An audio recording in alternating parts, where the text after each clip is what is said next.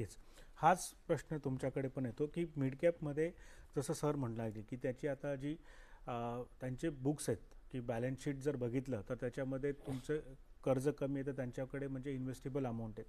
परत आपण नेहमी म्हणत असतो, की जी मिड कॅपची इंडस्ट्रीची जी सायकल असते ती 3 ते 4 वर्षाची असते आणि त्यात आता 1 वर्ष झालेलं आहे. म्हणजे पुढचा 3 वर्षाचा स्कोप आहे. तेच बघताना जर मी बघितलं तर आपल्याकडे जवळजवळ भरपूर अशा कंपन्या आहेत ज्यांचं मार्केट कॅपिटलायझेशन 2000 करोडच्या खाली आहेत आणि अशा कंपन्यांमध्ये 60% जास्त एक आकडेवारी आहे की त्या कंपन्यांमध्ये त्यांचं बॅलन्स शीटवर त्यांचं कर्ज आहे ते अतिशय कमी आहे.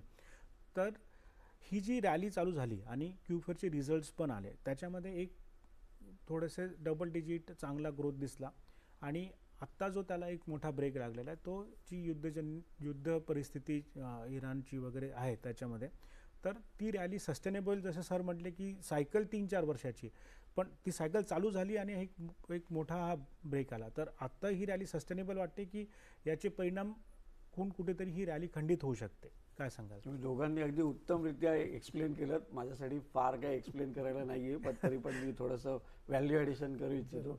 हे तुम्ही 60% म्हणालात 2000 करोडच्या मार्केट कॅप खाली अशा जवळजवळ 1000 कंपन्या आहेत, ज्याच्यामध्ये तुम्हाला आता इन्व्हेस्टेबल कंपन्या खूप जास्ती आहेत. म्हणजे 1000 कंपन्या अशा आहेत ज्यांचं डेट लेवल 60%, त्या म्हणजे जवळजवळ 600 कंपन्या अशा आहेत ज्यांची debt level debt to equity ratio 0.5 वरून 0.25 वर आला आहे.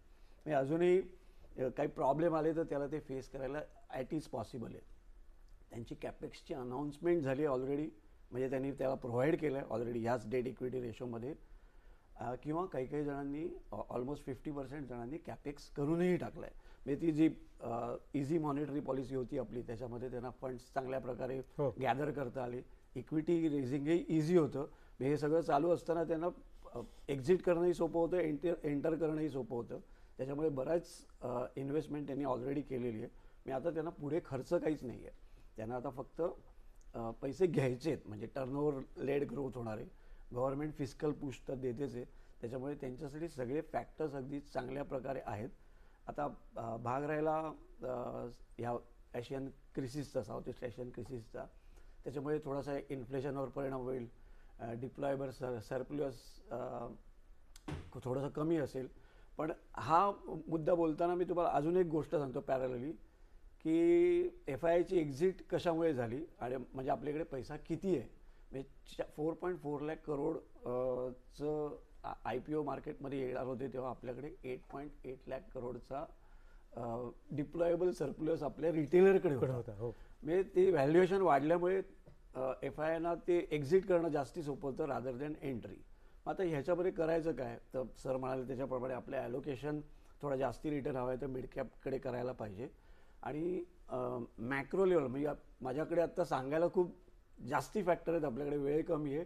म्हणजे मॅक्रो फॅक्टर इतके उत्तम आहेत. म्हणजे आता आपण म्हणतोय की आपण करंट अकाउंट डेफिसिट आहे एक्सेट्रा एक्सेट्रा, पण आजची सकाळचीच न्यूज आहे US ने FDI ह्या वर्षामध्ये $68 बिलियन आपल्याकडे आत्तापर्यंत टाकले.